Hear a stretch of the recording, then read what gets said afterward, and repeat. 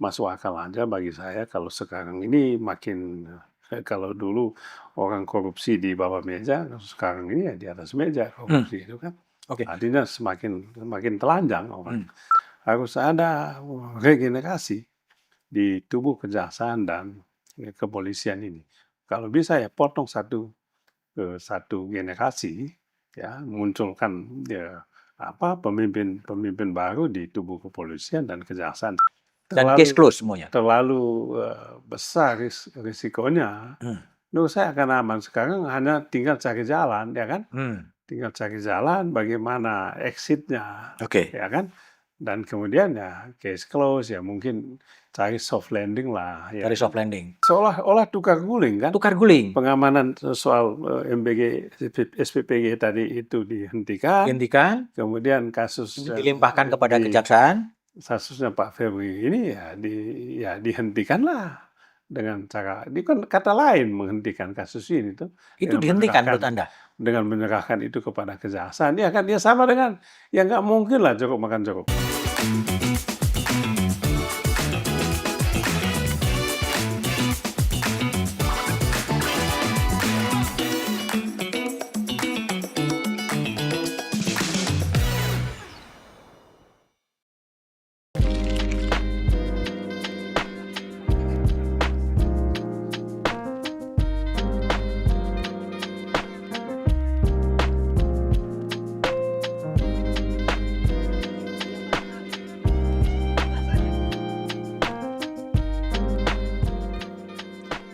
Oke, ruang tamu Back to BDM hadir lagi untuk membincangkan isu-isu publik, isu-isu republik di ruang publik. Pemerintahan Presiden Prabowo sudah menginjak kepada 2 tahun pemerintahan. Banyak sekali isu-isu yang menyedot perhatian publik. Yang terakhir adalah isu soal penggeledahan rumah yang katanya milik bekas Jampitsus Febri Adriansyah oleh kepolisian yang ditemukan 74 kilogram emas dan valuta asing yang kalau dijumlah itu sekitar 476 miliar. Itu adalah isu terkini yang digeledah oleh kepolisian tapi kemudian dilimpahkan ke kejaksaan. Selain itu, masih banyak isu-isu yang berkaitan dengan korupsi di Badan Gizi Nasional dan korupsi yang mengepung Republik. Sampai sekarang dalam setahun itu ada 16 bupati dan gubernur yang ditangkap oleh Komisi Pemberantasan Korupsi. Sehingga negeri ini betul-betul sedang dikepung oleh korupsi ketika pemerintahan ini baru berjalan 2 tahun. Saya berbincang dengan seorang anggota DPR yang menurut saya sangat senior, sudah 25 tahun di DPR dan posisinya adalah Wakil Ketua Umum Partai Demokrat, Benny Harman. Ben, saya ini banyak mendapatkan pesan dan pertanyaan gitu. Apakah kita masih bisa berharap kepada pengurusan negeri ini ketika korupsi begitu mengancam, ketika kasus besar dibongkar oleh polisi, ada 74 kilogram emas disimpan dalam bunker-bunker pejabat dan diselesaikan dengan serahkan lagi kepada kejaksaan. Apakah kita bisa berharap sebetulnya? Ya, kalau saya sih lihat ini harus kita akui sebagai kegagalan lah ya. Kegagalan. Ya, negara kita, pemimpin kita harus dengan gentleman begitu ya, mengaku bahwa kita memang mengalami banyak persoalan ya, terutama dalam hal pemberantasan korupsi. Boleh dibilang kita gagal. Ya, 2004 kita punya KPK, berdiri 2004 sampai sekarang ini.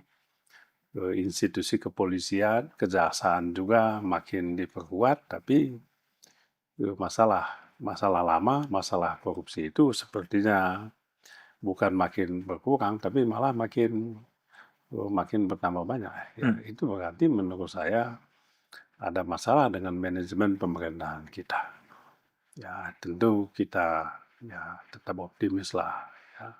Apa yang kita alami pada saat ini adalah pelajaran yang sangat berharga bahwa ada kekeliruan yang kita lakukan. Mungkin ada kekeliruan dalam manajemen pemerintahan. Kita mungkin kendor lagi dalam komitmen pemberantasan korupsi ya. Lalu kita harus melakukan evaluasi lagi bagaimana sistem pemerintahan kita ini kok bukannya mencegah korupsi bertumbuh subur, tapi malah makin banyak dan makin merajalela ya dari pusat sampai ke daerah. Itu berarti ada problem dengan kita ini, dengan reformasi kita, mekanisme kita dalam memilih pemimpin melalui demokrasi langsung ini dengan harapan mendapatkan pemimpin yang punya komitmen kuat untuk memberantas korupsi, justru sebaliknya malah dikepung lagi oleh kasus korupsi yang begitu banyak. Berarti ada yang salah kan, ada yang salah, dan itu harus kita perbaiki, harus kita evaluasi di mana kesalahan itu dan apa solusinya ya ke depannya. Jadi menurut Benny, ini udah 25 tahun berada di DPR, di Komisi 3 DPR yang membidangi masalah hukum, bahwa kita telah gagal dalam pemberantasan korupsi. Terus apa yang harus dikerjakan? Ya, menurut saya harus ada operasi besar-besaran ya. Operasi besar-besaran? Besar-besaran di bidang penegakan hukum kita.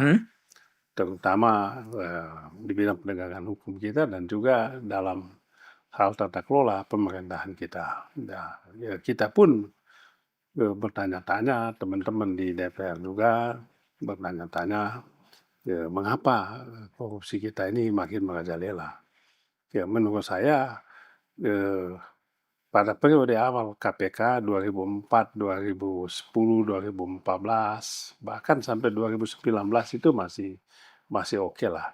Korupsi memang ada, ya tumbuh di mana-mana, tapi komitmen penegak hukum, KPK, kejaksaan dan kepolisian itu kita lihat semangat itu sangat kuat ya.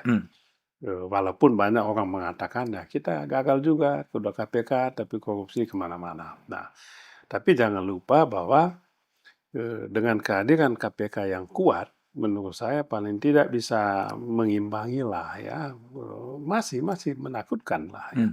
Walaupun di mana-mana masih muncul korupsi dengan berbagai modus ya. Tetapi masalah mulai muncul ketika KPK mulai diperlemah ya, dan menurut saya kelemahan KPK ini sudah mulai muncul pada akhir pemerintahan Presiden Jokowi 2019 itulah ya, sampai sekarang ini. Jadi memang masuk akal aja bagi saya kalau sekarang ini kalau dulu orang korupsi di bawah meja, sekarang ini ya di atas meja korupsi itu kan. Artinya semakin telanjang orang. Tadi Benny mengatakan harus ada operasi besar-besaran di organisasi penegak hukum. Persisnya apa yang harus dikerjakan sebenarnya? Ya pertama ya kita harus mengembalikan KPK menjadi lembaga yang benar-benar independen, benar-benar kuat, proses seleksinya betul-betul objektif ya. Jangan ada tim seleksi, tapi tim seleksinya diminta harus loloskan nama ini. Ya, itu kan agenda untuk memperlemah KPK ini kan. Jadi apa solusinya? Ya solusinya menurut saya kita kembalikan KPK menjadi institusi yang benar-benar kuat, yang benar-benar independen, yang komisionernya benar-benar dipilih melalui proses seleksi yang benar-benar objektif.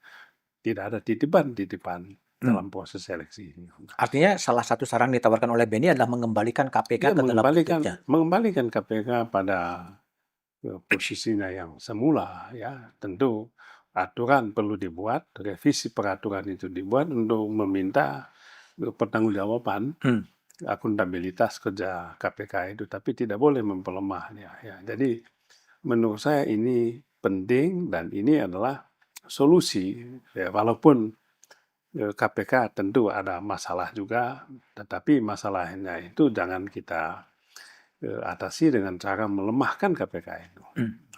Kalau kita spesifik ke dalam kasusnya bekas Jampitsus Febri Diansyah yang kemudian digeledah oleh kepolisian dan ditemukan 74 kg emas, meskipun tidak diakui itu pemiliknya siapa, gitu kan?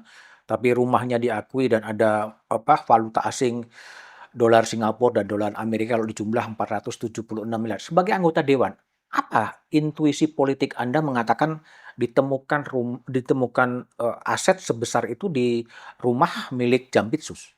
Ya bagi saya simpel aja. Simpelnya apa? Bahwa ada problem pemberantasan korupsi yang dilakukan oleh aparat penegak hukum ini.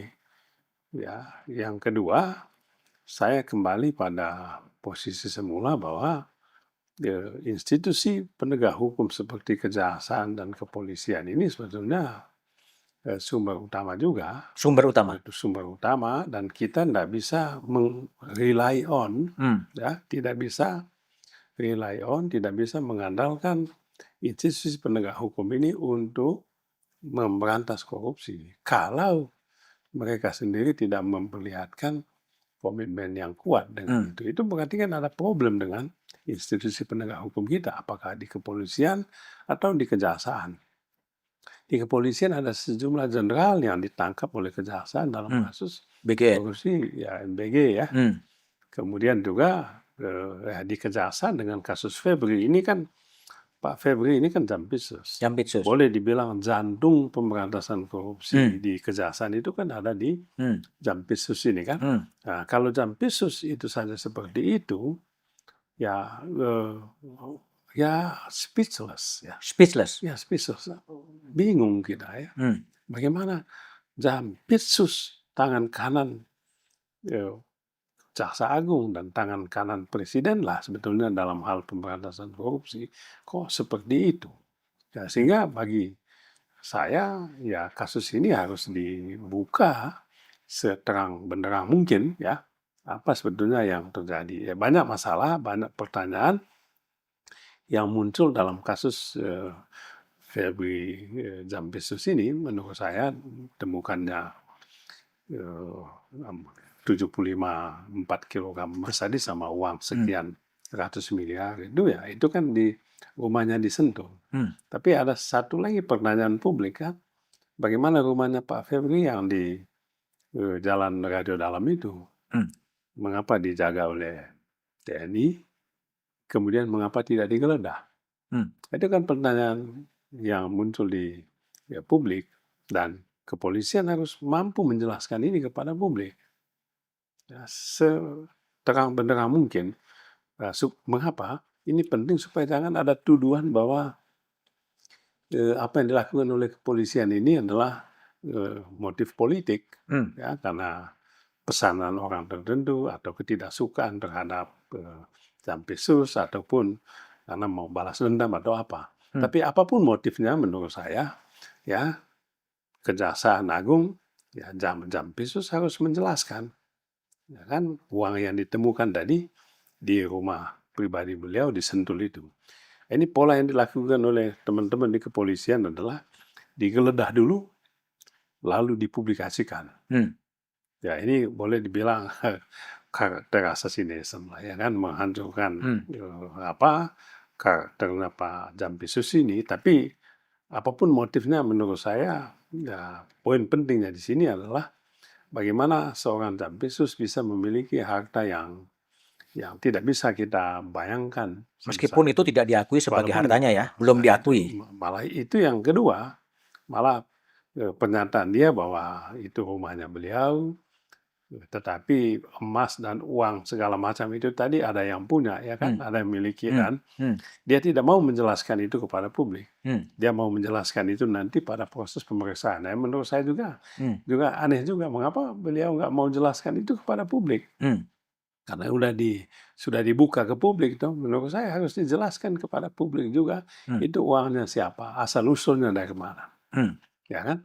Ya, tetapi bagi saya apa yang dilakukan oleh teman-teman di kepolisian ini dari segi itu kita harus dukung karena berani membongkar kasus korupsi yang melibatkan pejabat tinggi di Kejaksaan Agung itu. Ya, ini kita harus dukung. Ya, dan harus dibongkar seterang benderang mungkin oleh pihak kepolisian. Oke. Ya. Itu kan kalau beredar luas pemberitaan itu kan ada 12 tempat yang kemudian digeledah. Ya. Ya, ada 12 lokasi lah.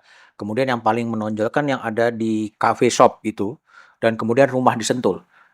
Ya, Yang ya. 10 lain nggak ada kabarnya. Yang 10 lain itu ya isu yang nggak ada, nggak tahu juga benar atau enggak kan. Nah, itu hanya ya Hah? mungkin bluffing aja atau apa aja. Tapi yang Benny tadi katakan ada rumah yang di mana ada radio dalam. Oh iya dong, kan itu kan yang dijaga oleh TNI juga itu kan, Hmm. oleh Kopassus atau Itu apa. tidak digeledah. Itu nggak digeledah, Hmm. ya kan? Itu rumah siapa? Mengapa nggak digeledah? Itu nggak tahu kita. Itu kan harus dijelaskan oleh polisi yang kenapa hanya disentuh saja tuh, atau Hmm. mengapa hanya di kafe saja, Hmm. mengapa ini tidak. Hmm. Nah, kalau ini tidak dilakukan oleh pihak kepolisian secara terbuka, maka publik akan punya spekulasi penilaian sendiri terhadap motif Mabes Polri mengungkapkan kasusnya Febri ini. Hmm. Nah, menurut saya ini penting walaupun tidak dimaksudkan untuk menutupi kasus korupsi yang melibatkan Pak Jampisus ini. Tapi menurut saya ini penting supaya kita mengetahui bagaimana sebetulnya modus operandi korupsi yang dilakukan oleh pejabat tinggi, terutama di lingkungan aparat penegak hukum, kejaksaan dan kepolisian. Hmm. Nah, tadi kan kemudian problemnya adalah apa namanya, itu digeledah gitu kan, terus kemudian kepolisian kemudian menyerahkan berkas itu kepada kejaksaan. Ya itu juga aneh juga tuh. Apa yang diserahkan apa? Kalau KUHAP itu kan menyerahkan itu ke kepolisian, kejaksaan kan harus ada SPDP dulu. Ya, surat Pertanyaannya, pemberitahuan dimulainya penyidikan. apakah ada SPDP? Ya kan? Kemudian tahapan-tahapannya itu kan harus mulai dengan P16 sampai P21 kan begitu. Nah, kalau sudah P21 itu kan berarti kasus berkasnya sudah dinyatakan lengkap, lalu diserahkan tersangkanya dan juga diserahkan barang buktinya, ya Hmm. kan? Nah, yang terjadi adalah di luar proses itu. Kepolisian menetapkan Febri jadi tersangka, lalu serahkan kepada kejaksaan untuk melakukan penyelidikan atau penyidikan lebih lanjut. Hmm. Barang buktinya masih ditangani oleh kepolisian, kan aneh. Hmm. Apa maksudnya? Bagaimana penyerahan ini? Hmm. Menyerahkan status hukumnya ditetapkan oleh Mabes Polri, lalu diserahkan mentah-mentah begitu kepada kejaksaan, kan aneh juga. Hmm.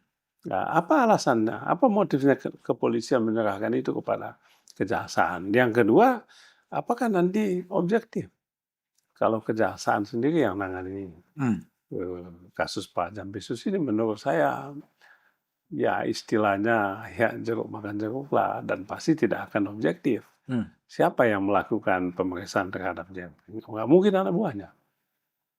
Oleh sebab itu semula saya berharap kasusnya kalau mau objektif, ya, walaupun dengan segala kelemahannya, serahkan kasus ini ke KPK. Hmm. Kan gitu.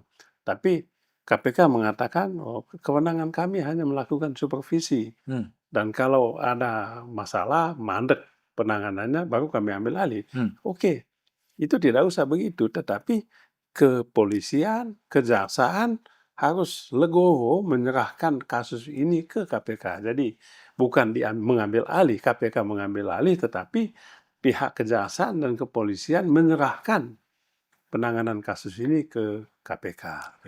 Atau misalnya ide saya itu ya dibikin tim gabungan, tim penyidik gabungan yang independen dari kepolisian dan kejaksaan. Oke. Supaya penanganan kasus ini benar-benar independen dan objektif. Oke, sebelum masuk ke sana.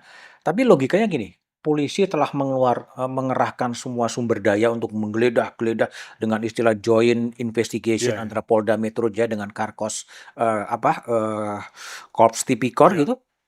Sampai 48 jam orang ke situ. Kemudian udahlah kita serahin pada kejaksaan. Apakah itu inisiatif murni dari kepolisian atau memang ada otoritas yang lebih tinggi yang memerintahkan kepada kepolisian untuk serahkan kepada Ya, kejaksaan? menurut saya institusi kepolisian juga ya mungkin di bawah tekanan juga kan. Di bawah Ya tekanan. kan, nah, mungkin itu yang yang membuat kita mengapil, meminta kepolisian harus menjelaskan ini mengapa tiba-tiba serahkan kasus ini ke kejaksaan di luar prosedur hukum kan begitu. Ya, kepolisian harus menjelaskan ini secara terbuka kepada publik. kalau tidak dijelaskan secara terbuka kepada publik, maka eh, bisa saja masyarakat punya penilaian. Nah, kepolisian ada tekanan. Kemudian yang kedua mungkin ada pejabat-pejabat lain yang terlibat di dalam Hmm. kasus ini atau apa. Karena ini di luar kelaziman hukum. Tidak pernah ada sejarah dalam penanganan hukum Republik ini kasus seperti ini diserahkan mentah-mentah ke kejaksaan. Kecuali KPK mengambil alih kan, sesuai dengan undang-undangnya.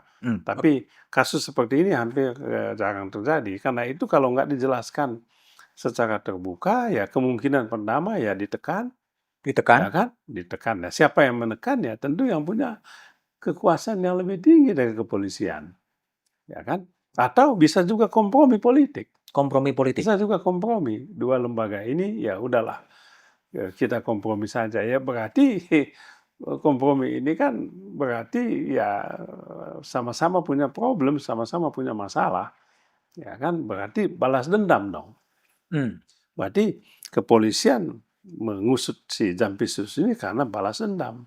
Balas dendam mengapa? Karena sejumlah jenderal dalam kasus BGN ditetapkan TSK oleh Kejaksaan. Kemudian Kejaksaan Agung membuat surat edaran supaya periksa semua, ya kan? SPPG. Nah, lalu kemudian setelah itu kan diminta supaya dihentikan. Nah ini kan berarti nampak sekali kan. Berarti kok dikompromikan. Berarti ada kompromi seperti itu. Jadi ini saling mengamankan ya, artinya penyelidikan kejaksaan terhadap SPPG Ya. ditutup, gitu Ya kan? seolah-olah tukar guling kan. Tukar guling. Pengamanan soal MBG, SPPG tadi itu dihentikan. Kemudian kasus dilimpahkan kepada kejaksaan. Kasusnya Pak Febri ini ya dihentikanlah dengan cara, ini kan kata lain menghentikan kasus ini tuh. Itu dihentikan menurut Anda? Dengan menyerahkan itu kepada kejaksaan, ya kan dia sama dengan ya nggak mungkin lah jeruk makan jeruk, ya kan? Nggak mungkin jeruk makan jeruk. Iya kan, nggak mungkin lah. Apa berani kejaksaan melakukan pemeriksaan? Kalau toh berani, apakah objektif? Saya yakin nggak mungkin itu. Oke, Ya kan? tapi juga ada argumen atau pembenaran-pembenaran bahwa penyerahan berkas dari kepolisian ke kejaksaan ini agar prosesnya cepat. Ya nggak mungkin, bahwa prosesnya cepat apa itu masuk akal lah, akal sehat lah. Hukum itu soal akal sehat, bukan soal cepat dan tidak cepatnya.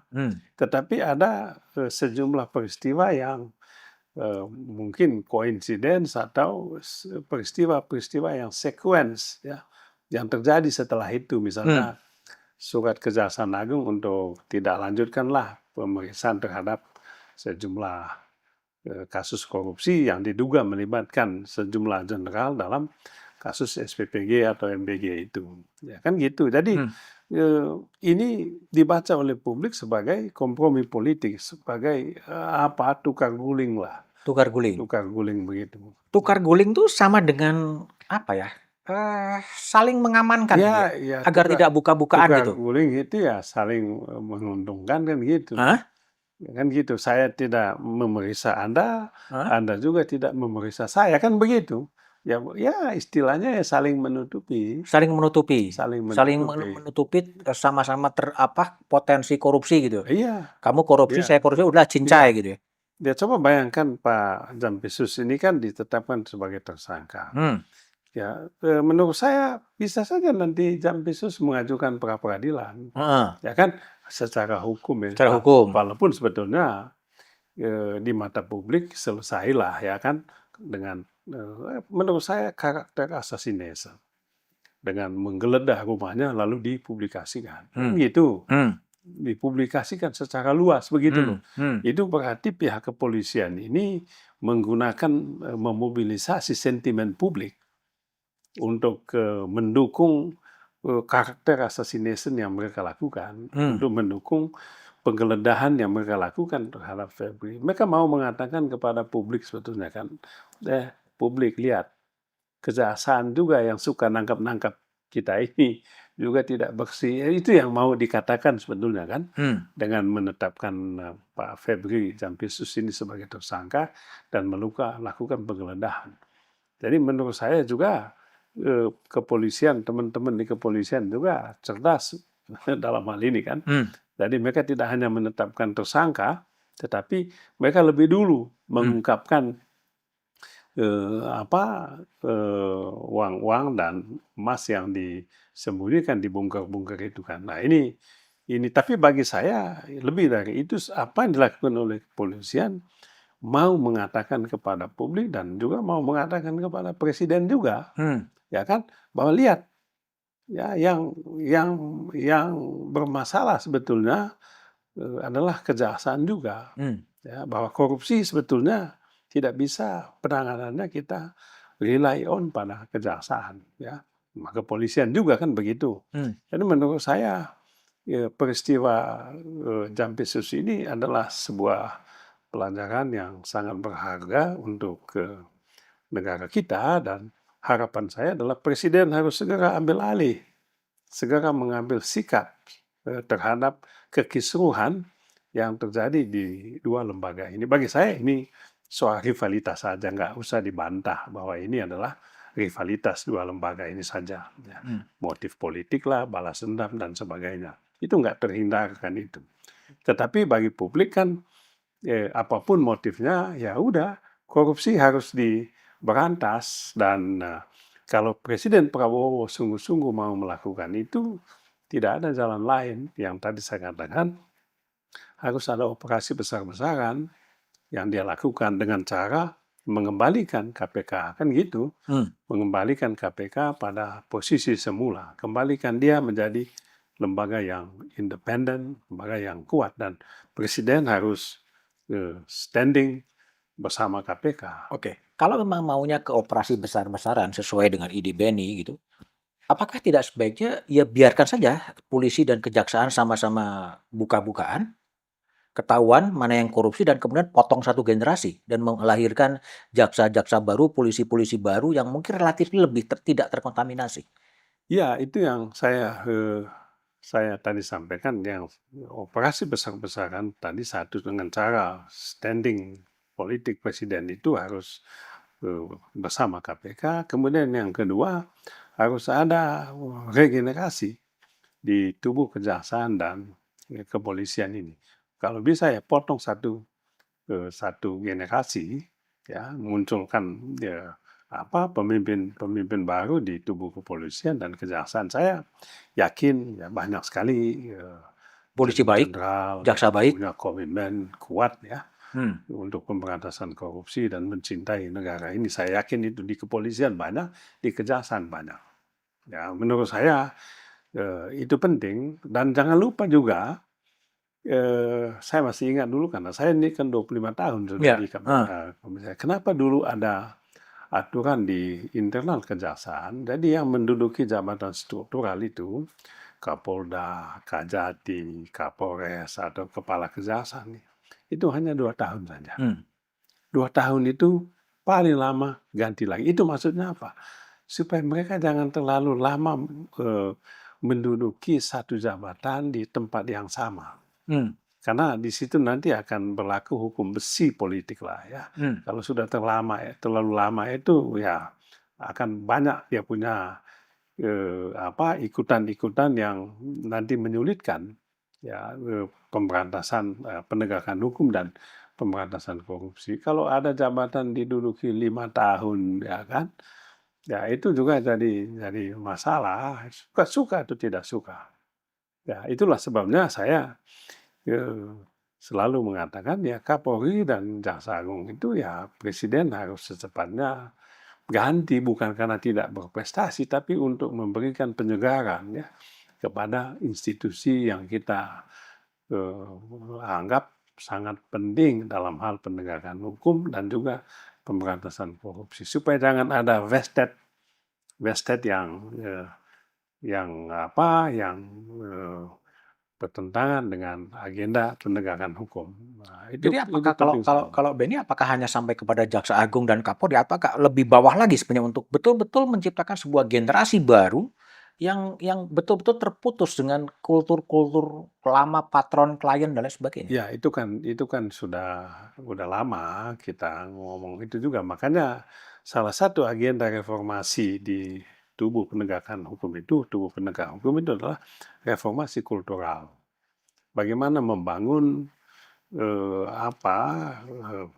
ideologi, kultur lah, budaya, menanamkan indoktrinasi nilai-nilai budaya anti korupsi, budaya menegakkan transparansi, akuntabilitas, dan integritas di lembaga penegak hukum ini, kejaksaan dan kepolisian, dengan melakukan reformasi kultural yang dulu kita selalu minta kepada dua penegak hukum untuk melakukan ini. Jadi ada corporate culture, institutional culture yang mereka harus bangun untuk membangun institusi penegakan hukum yang kedap korupsi.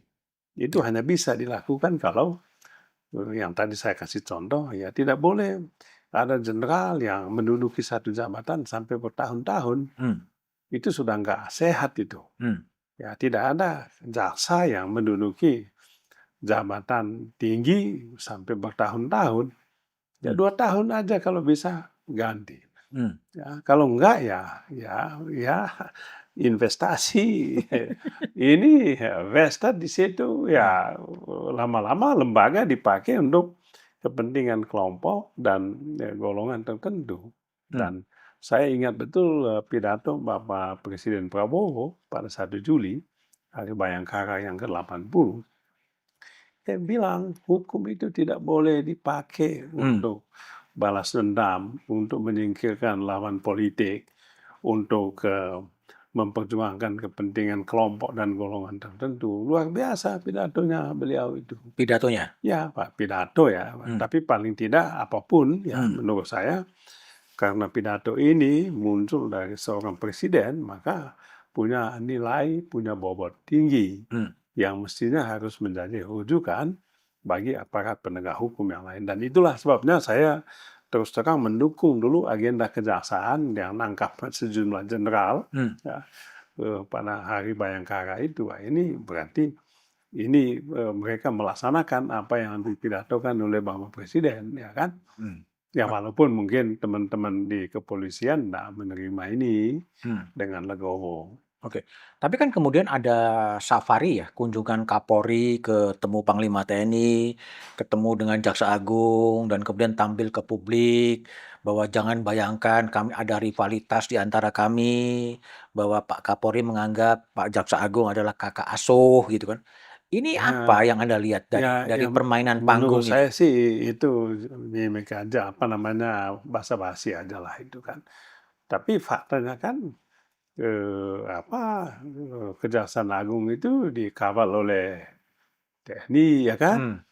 Kan gitu itu masalahnya kan. Gimana menjelaskan TNI datang ke Polda pasukannya itu, ya kan? Bagaimana Kejaksaan Agung dulu dikawal oleh Kopassus, ya kan, dalam kasus sebelumnya itu kan harus dijelaskan. Berarti kan ada rivalitas. Ya, dua lembaga ini, apakah dua lembaga ini rivalitas dari dua lembaga ini, atau sebetulnya yang punya kepentingan itu adalah kekuatan yang ada di atasnya, kita nggak tahu juga kan. Tapi publik menanyakan itu, mengapa terjadi begini? Ya kan, dan itu nggak pernah dijelaskan oleh kepolisian, nggak pernah dijelaskan oleh Kejaksaan Agung, mengapa Kejaksaan dikawal oleh Kopassus. Kan gitu tuh. Itu problem kita. Oke. Tadi kalau kita lihat ya, ini banyak sekarang meme yang beredar di media sosial ya. Misalnya gini, pesta telah usai, pejabat tetap nyaman, koruptor tetap dilindungi, rakyat tetap kalah. Ada foto Jaksa Agung dan Kapolri yang salaman gitu. Anda melihat sinisme atau ekspresi publik ini gimana? Menurut saya ekspresi publik itu frustrasi juga. Frustrasi. Menurut saya ini refleksi dari publik yang benar-benar frustrasi, yang tidak percaya dengan apa yang mereka lakukan ini. Ya, tidak percaya dalam arti ya udahlah, ini kan kasus balas dendam aja, tapi korupsi nggak pernah bisa ditangani, ya kan? Padahal kan yang diminta menjadi harapan publik adalah apapun motifnya, kasus korupsi yang melibatkan Jampisus ini harus dibongkar tuntas. Hmm. Untuk apa? Untuk menjadi pelajaran bagi generasi berikutnya di kejaksaan ataupun di kepolisian. Jangan diselesaikan dengan cara kompromi atau tukar guling seperti itu. Dan disitulah yang tadi saya usulkan, Presiden Prabowo harus turun tangan menyelesaikan masalah ini. Ya, kalau bisa Presiden Prabowo membentuk tim tadi yang tadi saya sampaikan, membentuk tim gabungan ya untuk melakukan penyidikan terhadap ya kasus Pak Febri ini itu akan lebih bagus. Oke, saya dapat juga pesan WhatsApp ya dari seorang seorang senior politisi kira-kira mengirimkan pesan gini. Kenapa siklus pemberantasan korupsi di Indonesia sulit dilakukan antara lain karena satu, orang yang memperbaiki dipersekusi. Setiap orang yang melaksanakan tugas dengan baik bukannya didukung, tapi rame-rame mencari kesalahan yang bersangkutan. Itu satu hipotesis. Yang kedua, terjadi kaderisasi kebobrokan. Jika pimpinan institusi diisi oleh orang yang tidak bersih, dipastikan akan memilih bawahan dan kader yang juga tidak bersih. Yang ketiga, orang mapan memilih cara aman. Banyak tokoh yang berpengaruh yang memilih diam saat melihat kerusakan demi cari aman. Itu adalah refleksi gitu, terjadi kaderisasi kebobrokan, orang yang mencoba memperbaiki keadaan justru dipersekusi, orang-orang yang baik memilih aman gitu, memilih ideal terserah kamu lah. Ya, itu suasana yang sebenarnya terjadi toh. Ini silent silent apa namanya eh, apa Majority.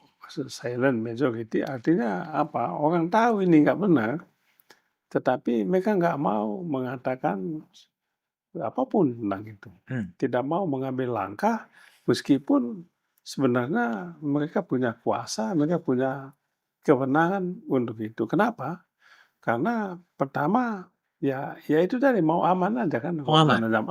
Saya nggak mau ngapain ini nanti kita jadi di jangan kan begitu di partai-partai juga kan sama gitu ya. Nggak usah lah kita ngomong Hmm. nanti kita juga dijadikan dipersekusi juga ya kan. Jadi memang suasana itu ada Hmm. ya.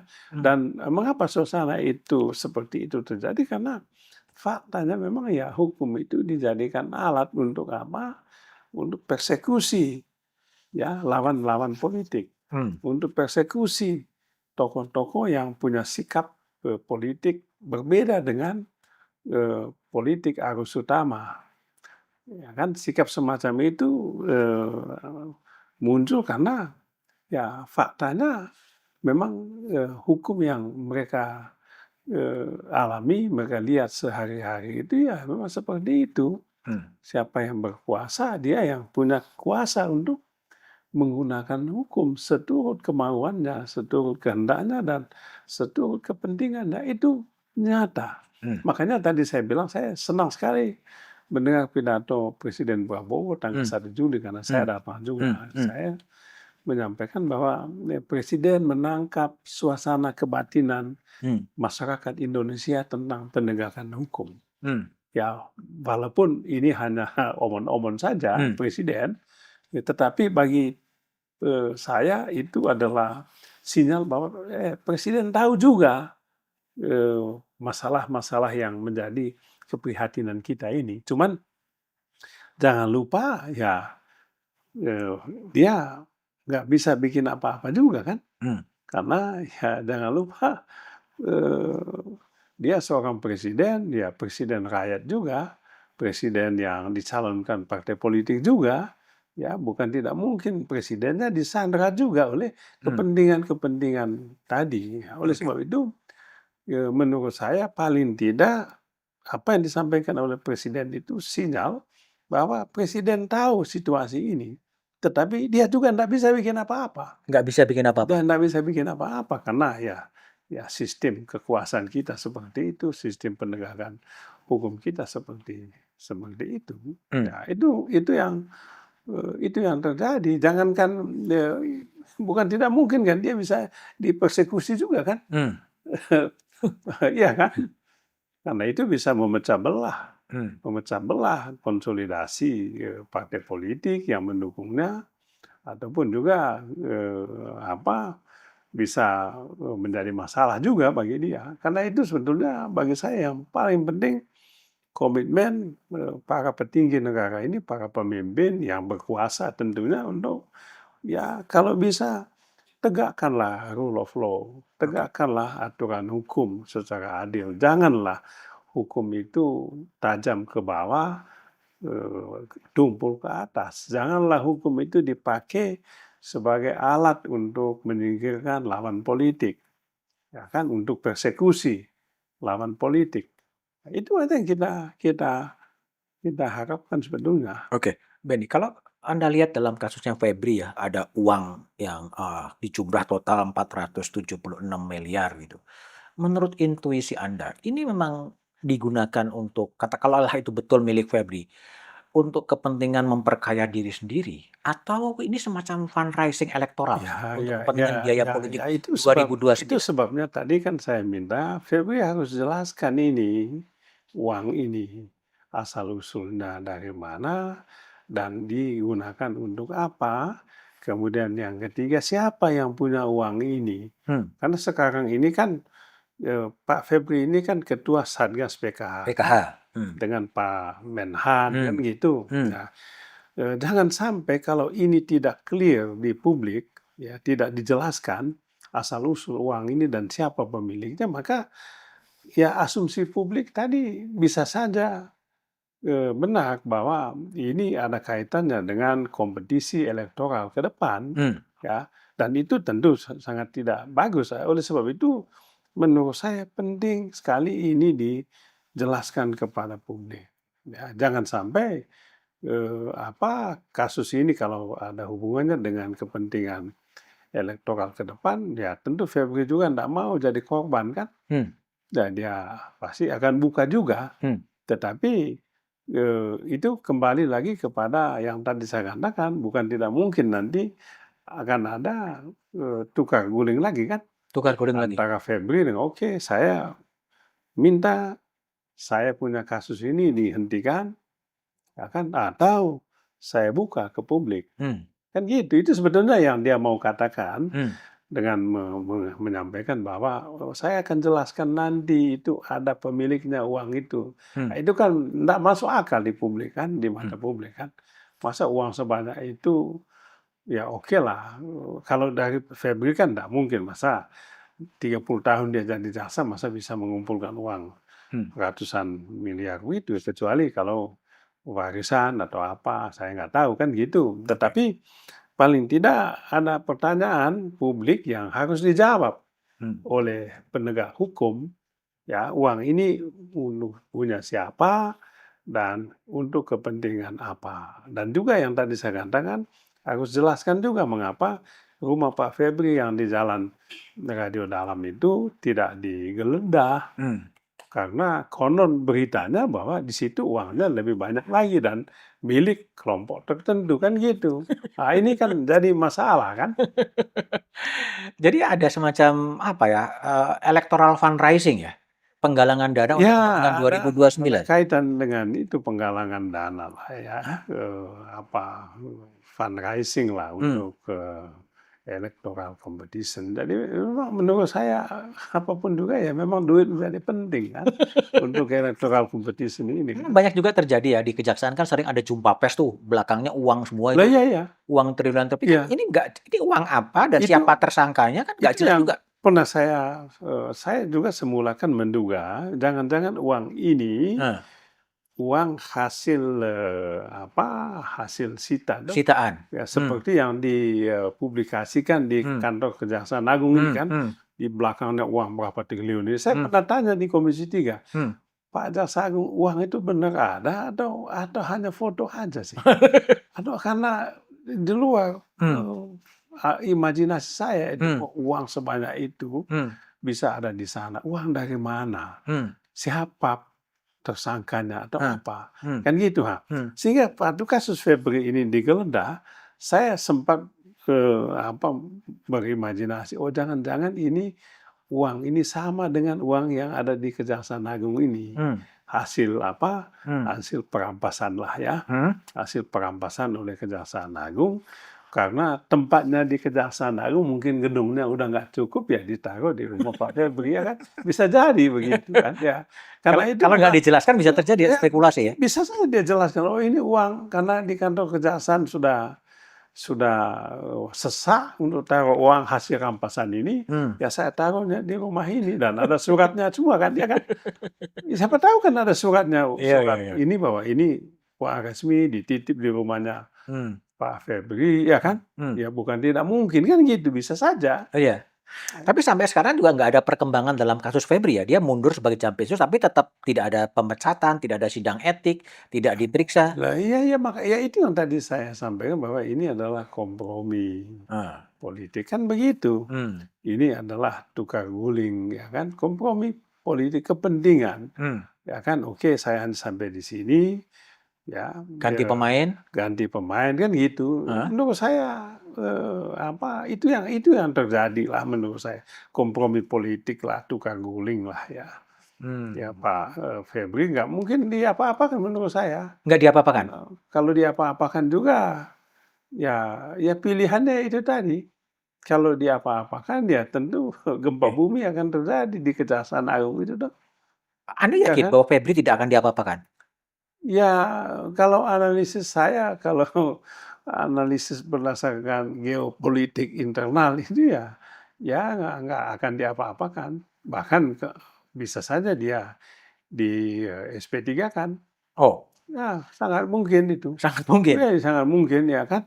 Dia bawa ke pengadilan ya ini penetapan tersangkanya di luar prosedur hukum, ya kan? Bisa aja. Bisa aja. Soal uang itu tadi ya dia nanti umumkan, "Oh ini uangnya si ini," kan gitu. Oh, Bisa uang titipan, bisa aja. atau emasnya emas palsu gitu. Ya bisa juga tuh emas palsu atau uang palsu juga, tapi jadi masalah juga tuh bagaimana. Menurut saya apakah palsu atau enggak signifikan di Ah. sini, tapi Tapi Anda intuisi Anda mengatakan Febri akan aman. menurut saya Febri akan aman. Hmm. Dan case close semuanya. Terlalu besar risikonya. Hmm. Menurut saya akan aman. Sekarang hanya tinggal cari jalan, ya kan? Hmm. Tinggal cari jalan bagaimana exit-nya, Oke. ya kan? Dan kemudian ya case close ya mungkin cari soft landing lah, ya Dari kan? soft landing. Landing lah. Tapi yang utamanya ya fundraising untuk electoral competition tadi ya tetap aman, nama-nama orang yang punya duit di situ ya tetap aman, ya kan? Hmm. Kan gitu. Kemudian juga teman-teman jenderal polisi yang diduga terlibat dalam kasus MPG itu juga ya aman kan itu. Jadi tujuannya sudah tercapai ya. Apa dilanjutkan kan gitu. Jadi semuanya sudah understanding lah ya. Mutual understanding lah. Mutual ya. understanding ya. Kan Jadi gitu. tapi Febri masih di Indonesia. Ya ada lah ada nih. Hah? Ada di kantor juga kantor kejaksaan ini kan dia kan hanya diberhentikan dari Jampitsus Ah, formally, formally. ya kan? Ya. Belum tentu de facto ya kan? De jure dia sudah berhenti, tapi de facto kan bisa aja dia tetap mengendalikan tuh. Iya kan? Iya. Kan gitu. Nah, Pak Jaksa Agung kan sudah mengusulkan nama Hmm. Pak ini. Sekarang Kuntadi Iya, yang diusulkan. Pak Kuntadi. Ya. Tapi ini juga menurut saya tantangan berat untuk pihak untuk Jaksa Agung ya. Bagaimana dia pemimpin di kejaksaan ini harus memitigasi, menyelesaikan ya problem ini dengan soft landing tadi. Tidak ada yang anulah begitu. Oke. Ya. Sekarang gini, Sabtu sore itu kan Komisi 3 DPR kemudian mengundang Korkas Tipikor, Ya. mengundang PLT Jampitsus Rudi Darmono, dan ada Komandan Korps Tipikor Toto Herianto gitu kan. Benny ada di situ. Enggak, saya enggak ikut, saya enggak tahu juga. Itu kan pimpinan komisi aja. Itu nggak ikut tuh nggak dikasih tahu atau gimana? Oh, kita nggak tahu dan mungkin kita kan anggota bukan pimpinan. Pimpinan komisi kan ada. Hah? Oh kalau gitu Komisi. anggota nggak diundang? Ya bisa aja nggak diundang, ya kan? Nah, itu kan inisiatif mungkin pimpinan aja. Ya. Lalu kemudian dari inisiatif itu kemudian memunculkan Komisi 3 akan membentuk panitia kerja gitu. Ya, itu yang saya bilang menurut saya harus diangkat ke level yang lebih tinggi, Hmm? bukan panitia kerja, tapi pansus. Hmm. DPR bisa menggunakan hak angket. Hak angket. Saya minta hak angket lebih bagus apabila kasus, tapi hak angket atau panja tidak boleh digunakan untuk intervene Hmm. kasus hukum ini. Jadi jangan sampai panja atau pansus angket kalau dibentuk ini untuk mengintervensi, itu nggak boleh. Hmm. Ya, yang kita lakukan dengan panja atau pansus hak angket itu adalah untuk menyelidiki apakah ada problem di tingkat polisi, kebijakan, atau di tingkat perundang-undangan, peraturan perundang-undangan. Sana undang-undang kepolisian yang baru, Hmm. atau undang-undang tindak pidana korupsi, atau di KUHP ada problem di situ. Ya, itulah pentingnya panja atau pansus untuk memberikan rekomendasi perbaikan pada level polisi atau kebijakan. Jadi bagi saya mau panja ataupun mau pansus hak angket itu nggak penting, tapi yang penting dari itu adalah tidak boleh mengintervensi proses hukum yang terjadi. Dan itu tentu publik akan mencegah itu.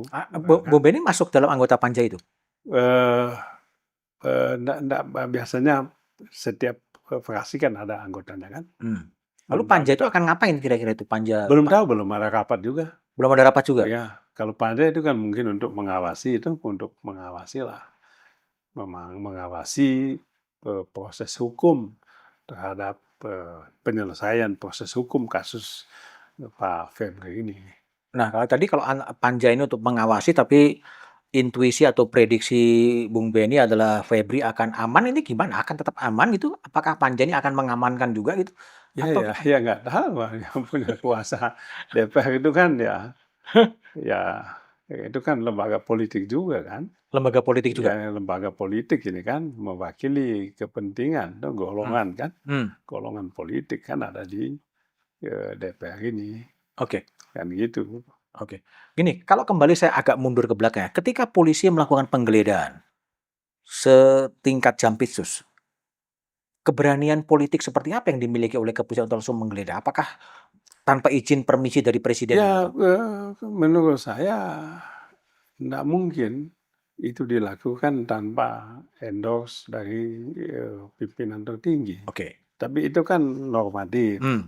Tapi bisa saja bukan di-endorse dari presiden, tapi mungkin ada kekuatan lain kan gitu. Hmm. Ada kekuatan lain atau apa ya, kita nggak tahu. Nah, itu sebabnya kita meminta ya presiden harus bicara dong kasus ini. Hmm. Dia harus tampil bicara apa yang terjadi Hmm. dan apa yang dia lakukan sebagai pemimpin negara tertinggi. Iya. Itu kan penting. Hmm. Presiden tidak bisa membiarkan, tidak bisa kompromi politik dipakai begitu saja untuk meredam kasus ini, kan tidak bisa. Tapi kan hari ini Menteri Sekretaris Negara Prasetyo Adi kan mengatakan memang langkah kompromi ini dilakukan untuk stabilisasi politik. Ya, menurut saya sih keliru, Hmm. bukan untuk menstabilkan politik. Justru sebaliknya, kalau dibongkar habis-habisan, justru politik akan stabil. Kalau dibongkar. Iya, kalau dibongkar. Tapi kalau diselesaikan melalui jalan kompromi, ya pasti akan ada keresahan di publik, ya kan? Publik terus-menerus akan pertanyakan Hmm. komitmen Presiden Prabowo terhadap pemberantasan korupsi. Seperti apa pelaksanaannya, kan gitu. Tapi kan perhatian publik kan akan cepat terputus ya. Dulu orang lagi sibuk ngurusin BGN gitu, tiba-tiba beralih ke urusan Jampitsus, nanti mungkin akan beralih ke urusan yang lain juga gitu. Ya bisa jadi. Negara ini kan tidak pernah sepi dari masalah kan, selalu Tapi banyak semuanya tidak masalah. diselesaikan gitu. Ya, tapi tidak ada penyelesaian, ya kan, dan itu berkaitan dengan manajemen pemerintahan, ya, Oke. manajemen penegakan hukum. Oke. Kalau sebagai rakyat, sebagai pemilih, patutkah kita berharap atau masihkah kita bisa berharap pada DPR? Ya, apapun juga sejelek-jeleknya DPR ini, ya kita harus tetap punya harapan lah, ya kan, ke lembaga ini, dan menurut saya rakyat juga bisa mengevaluasi itu. Dengan situasi ini kan rakyat bisa menilai, Hmm. mengevaluasi. Persoalannya adalah sejauh mana kapasitas rakyat ini untuk melakukan penilaian dan untuk mengontrol kekuasaan ini, kan begitu. Itu yang paling yang paling penting menurut saya sih. Jadi ada public awareness. Warga negara ini harus punya kapasitas untuk menyelesaikan masalah ini. Ya, penyelesaian politik kan gitu ya. Pemilu adalah jalan, walaupun memang pemilu kita ini masih fokus pada electoral competition ya. Tidak berkaitan dengan agenda-agenda untuk menyelesaikan masalah rakyat. Bagi saya, kalau presiden janji berantas korupsi dan dia nggak laksanakan, ya biasa aja itu. Karena dalam pandangan saya, yang kita sebut dengan demokrasi di negara ini tidak lebih dari masalah perebutan kekuasaan, kompetisi elektoral melalui pemilu untuk merebut kekuasaan.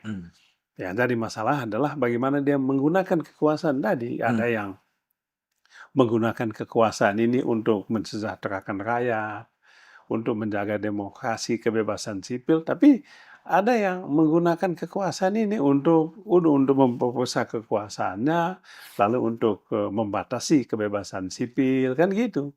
Untuk macam-macam lah pilihannya. Demokrasi kita masih pada tahapan semacam itu.